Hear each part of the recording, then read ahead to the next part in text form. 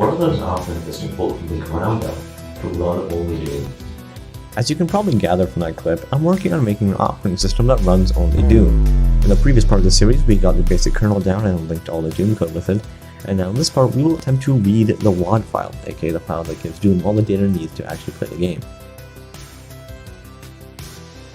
In the last video, we somewhat covered directory records, but let's go a bit more in depth. The ISO 9660 file system, aka the file system used for CDs, contains directory records.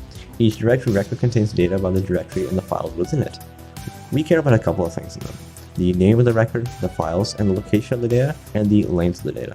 This location of the data is in a format called logical block addressing, or LBA for short. The first section on the disk is LBA0, the second is LBA1, and so on, making it very easy to use. From the primary volume descriptor, we can find the LBA root directory and work our way up from there, reading the directory identifiers and eventually finding the file we need. Now let's look at actually finding a file. This is a really simple process, but I struggled on it for a while until it just clicked. Say we're looking for the file /os/mods/doom.wad. To find it, we just look through each record and match the file name with the identifier. Start from the primary volume descriptor and its directory record. This is the root directory record and contains a single byte identifier, or name. We can jump to the extent that it provides. Now, when we're talking about file systems, an extent is just an area of memory on some medium that contains data. In this case, it contains more directory records. Here we can match the next identifier and we can see that this one doesn't match, but oh, this one does. Now we can read the extent and go there, and we just keep repeating this process until we find doom.wad.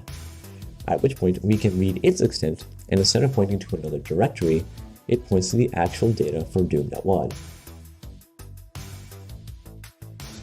In Unix, the operating system that this version of Doom was supposed to run on, when a program opens a file, it gets a file handle for that file, which is simply just a number.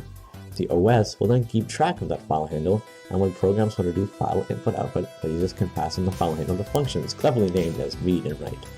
Since the OS knows what file handle corresponds to what file, it can do the requested operation. When it comes to writing, however, there is a slight problem. ISO 9660 is a read-only file system, meaning that save files will either just not be implemented, or be rewritten to some external medium.